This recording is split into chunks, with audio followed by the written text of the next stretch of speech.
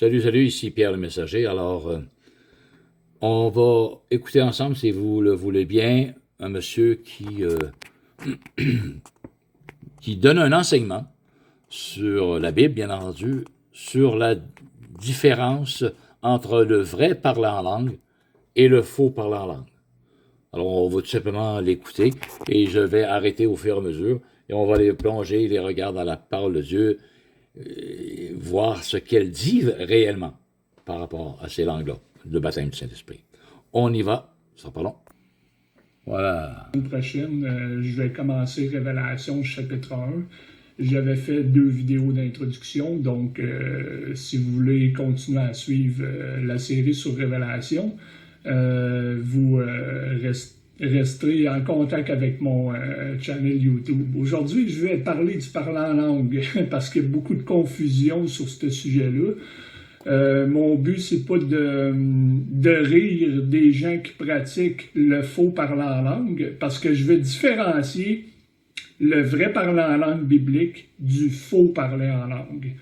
Et mon but, c'est pas de rire des gens qui pratiquent le faux parlant en langue. J'ai été sauvé dans une église qui pratiquait le faux parlant en langue, mais on va voir qu'à la lumière de la parole de Dieu, et à la lumière de la logique de ce que la parole de Dieu dit. Donc, il a bien dit à la lumière de la parole de Dieu. Fait qu'on va regarder ça ensemble. On continue.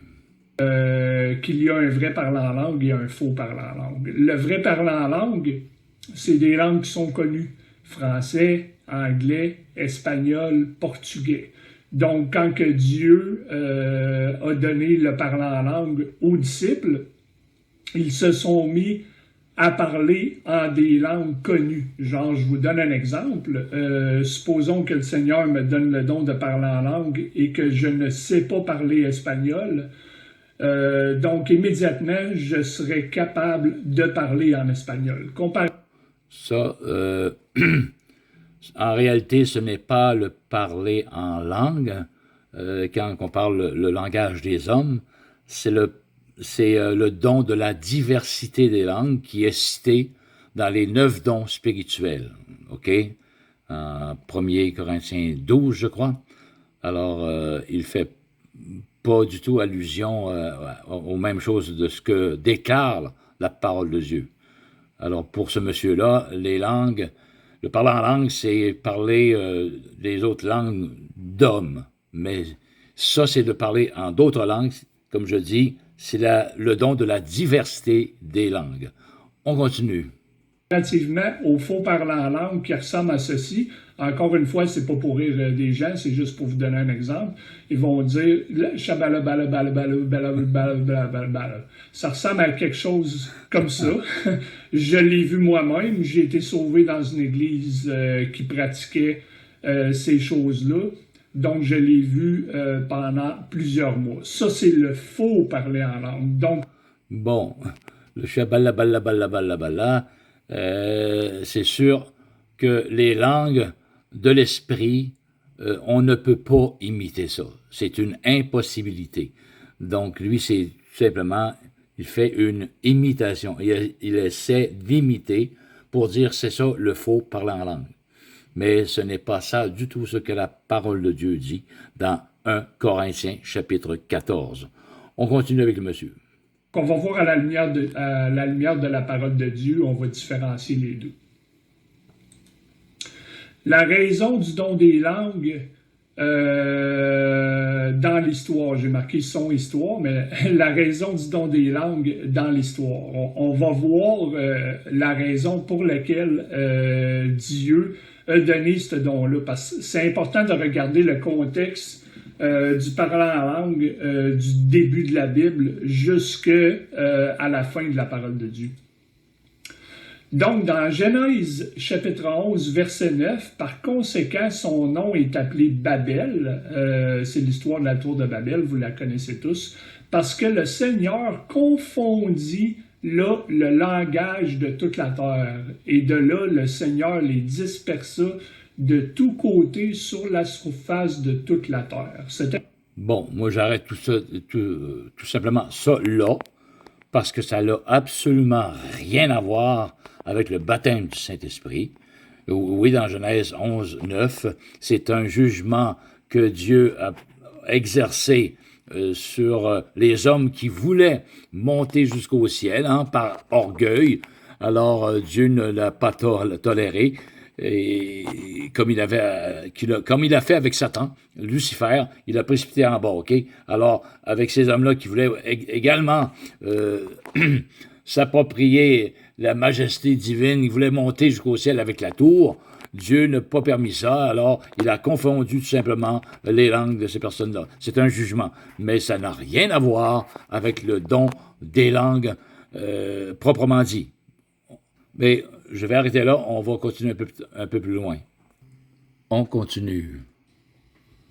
Le parlant en langue à la Pentecôte était un jugement pour le peuple juif que Dieu se tournait vers toutes les nations et que l'Évangile serait parlé dans la langue de chacune des nations.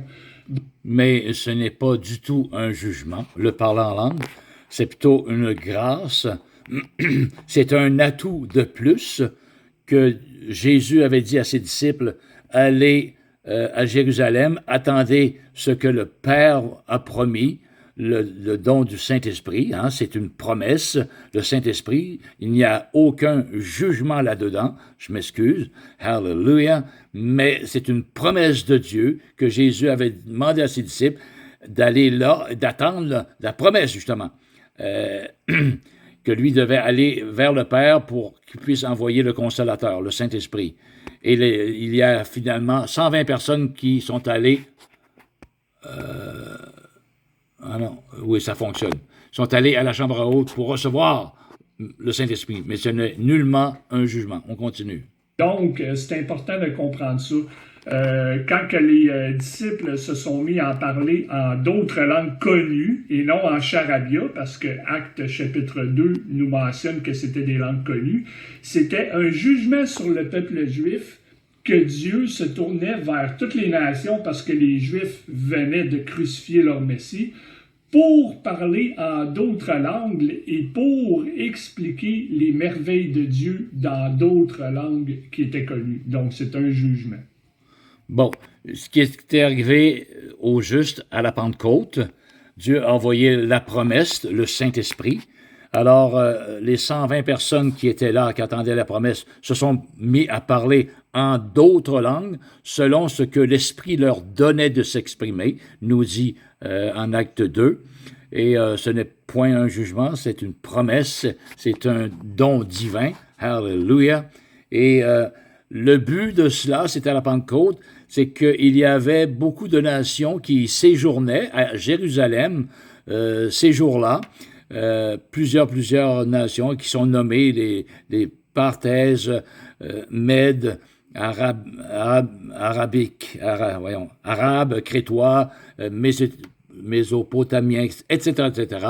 Donc, Dieu savait qu'il y avait des hommes pieux, la Bible spécifie que c'était des hommes pieux, qui séjournaient là tout le tour, finalement, de la chambre haute, d'où les 120 personnes se sont mis miraculeusement à parler en d'autres langues, car ils étaient tous galiléens, mais ceux qui étaient dehors, justement, les entendaient parler en arabe, en crétois, en mésopotamien, etc., dans chacun de leurs langages maternels.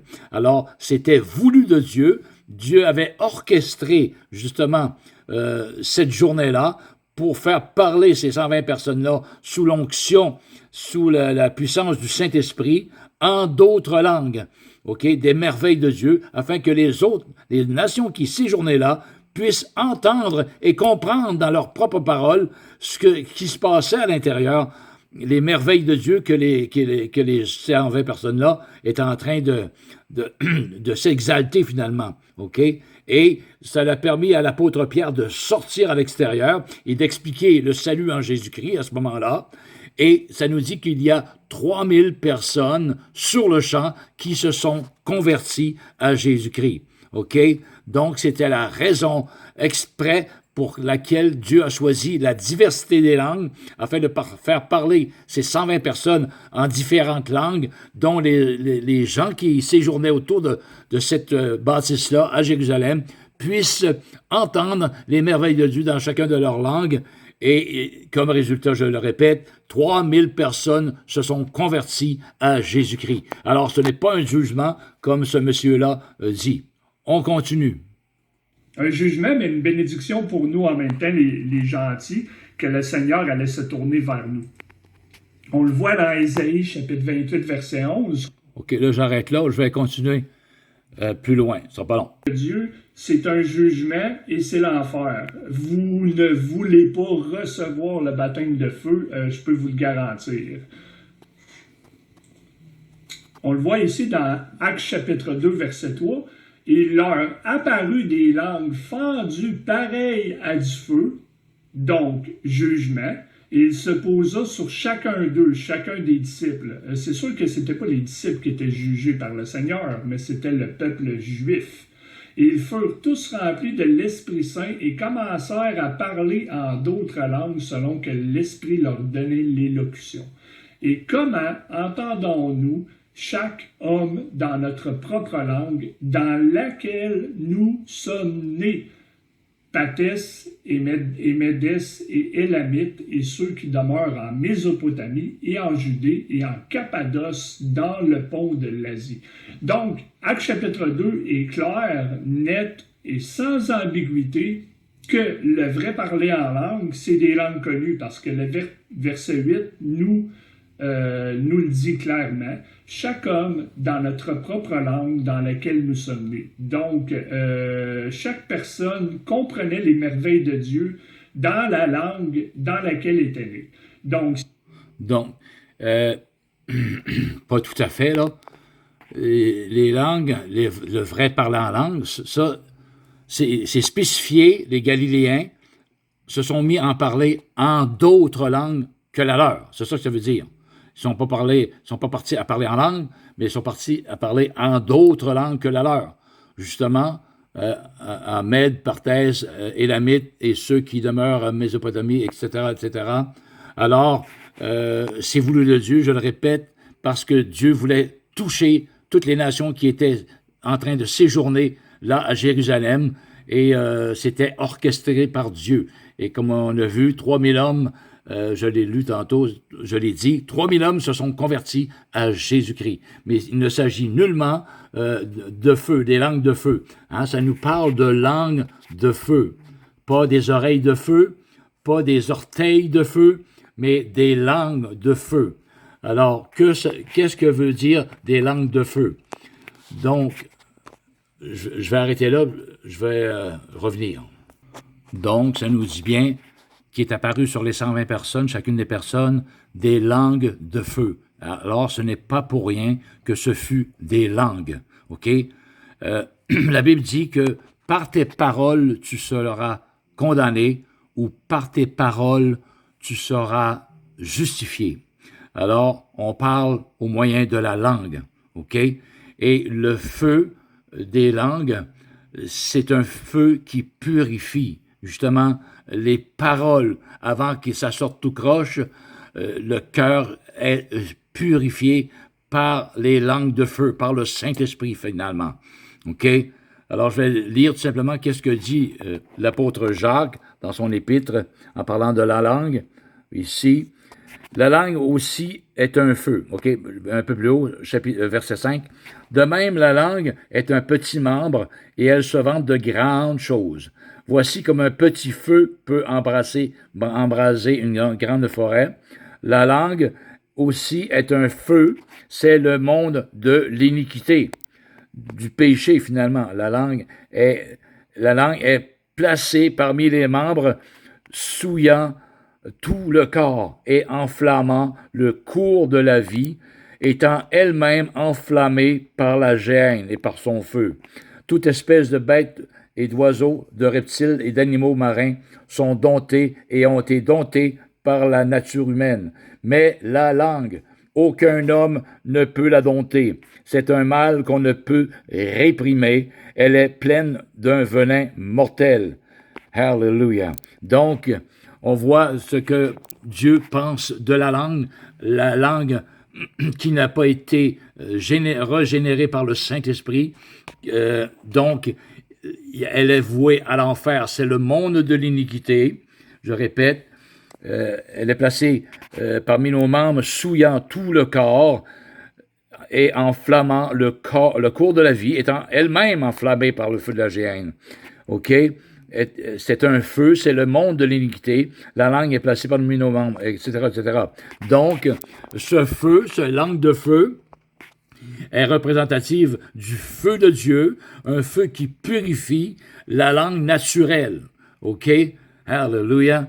Alors, c'est ce que ça veut dire. Ce n'est pas un jugement, mais c'est une purification au moyen du Saint-Esprit de Dieu qui nous donne ces langues de feu afin de brûler tout ce qui n'est pas de Dieu dans nos cœurs, avant que ça sorte à l'extérieur et blesser du monde des gens. Alors, ça c'est brûlé par le feu du Saint-Esprit. OK?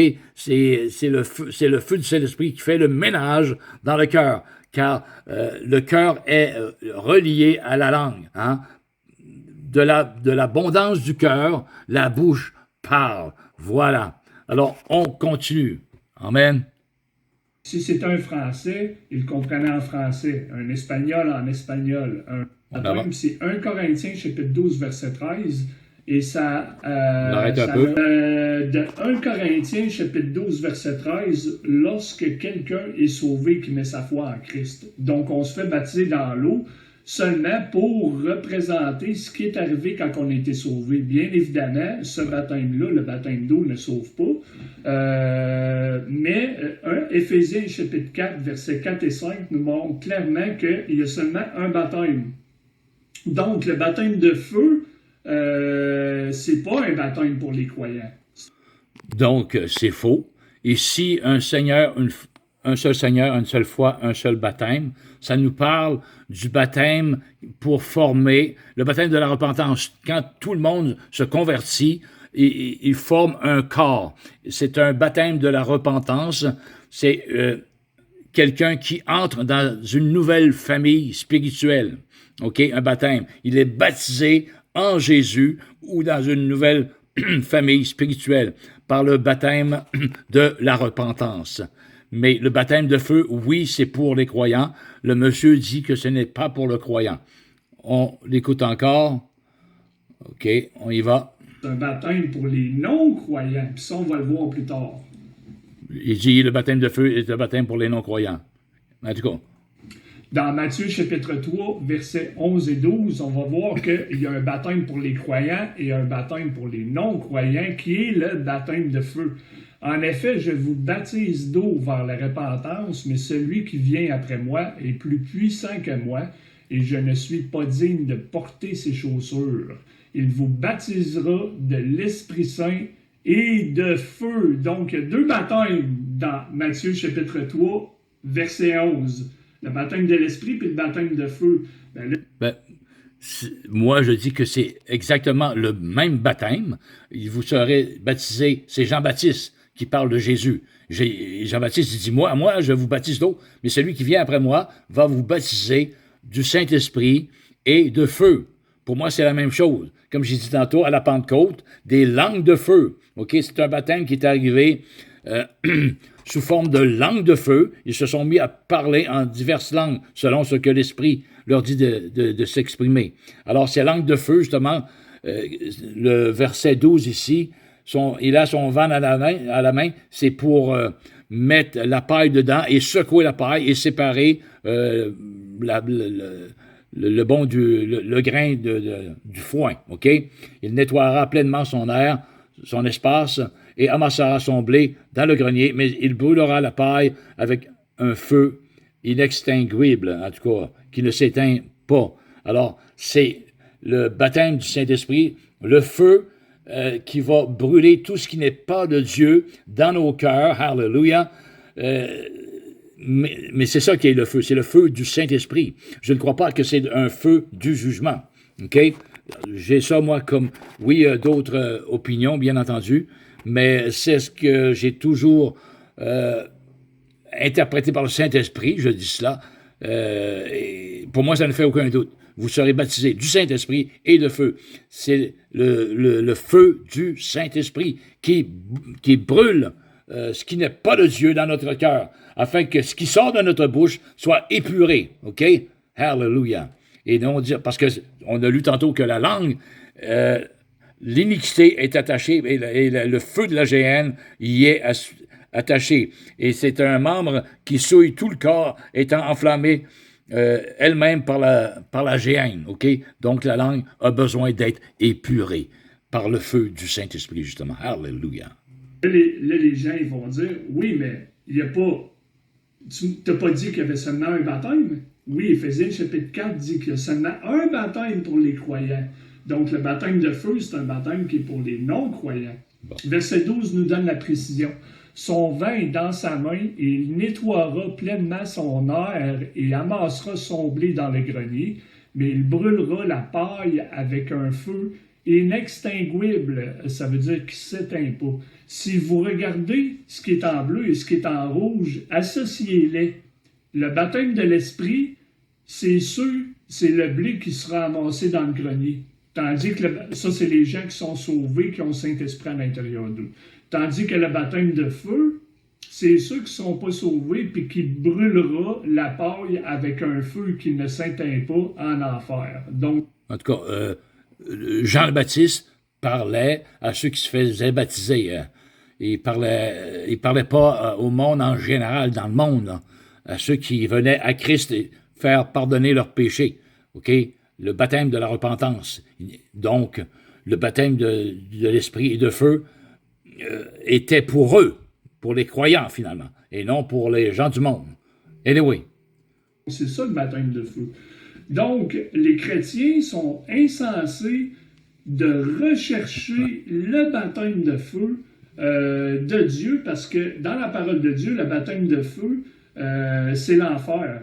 Donc, ils sont complètement mélangés par rapport à cette doctrine-là. Qui est mélangé?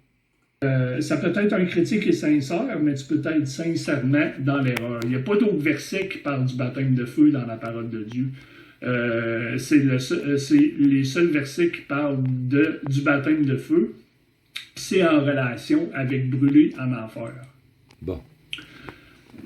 Donc, on va commencer 1 Corinthiens chapitre 14. On ne verra pas tout le chapitre au complet, mais on va avoir assez pour comprendre le chapitre sur le parlant en langue. Et après ça, vous allez voir qu'il y a beaucoup de problèmes dans les Bibles francophones. Vous allez voir que probablement que dans la version que je vais vous montrer, c'est pas comme votre version. La majorité des Bibles en français... C'est une version aussi baptiste, par un baptiste. Utilise seulement langue dans 1 Corinthiens chapitre 14. Dans les bonnes versions bibliques, il y a deux sortes de langues. Paul utilise l'expression langue inconnue et Paul utilise l'expression langue pour différencier que c'est deux sortes de langues différentes. Dans ma Bible, moi, c'est parlé au chapitre 14, celui qui parle en langue. OK? À la Pentecôte, acte 2, c'était des langues connues, c'était le don de la diversité des langues, tandis que 1 Corinthiens 14, il ne fait nullement allusion aux langues connues. C'est vraiment le langage des anges qu'on appelle, OK? Comme dit le monsieur du charabia. Mais charabia, c'est pas le langage de l'esprit. Ce monsieur-là n'est pas baptisé du Saint-Esprit, alors il ne fait que spéculer. Alors malheureusement, il n'a pas la révélation du plus profond de son cœur de c'est quoi exactement être baptisé dans le Saint-Esprit. Alors, on l'écoute encore, ce ne sera pas long, on y va. C'est important à comprendre parce que vous ne voulez pas parler les langues inconnues qui sont associées au charabia. Oh. Par contre, les langues normales sont associées au français, au portugais, à l'espagnol. Et Paul en fait la distinction dans 1 Corinthiens chapitre 14. Non, Paul parle du parlant en langue, le langage des anges que aucun homme ne comprend. C'est ça, le chapitre 14 de 1 Corinthiens, ça comporte seulement que le parler en langue et non en langue intelligible. OK? Le langage des anges et non le langage des hommes. Mais écoutons-le, ce monsieur-là, qu'est-ce qu'il va dire? Poursuivez la charité et désirez les dons 1 spirituels Corinthiens plutôt 14, que 1. vous puissiez prophétiser. Car celui qui parle une langue inconnue, le charabia, remplaçons-le par charabia, ne parle pas aux hommes mais à Dieu, car aucun homme ne le comprend, quoi qu'il soit dans l'esprit, il dit des mystères. Mais Voilà, celui qui parle en langue ne parle pas aux hommes, mais à Dieu, car aucun homme ne le comprend.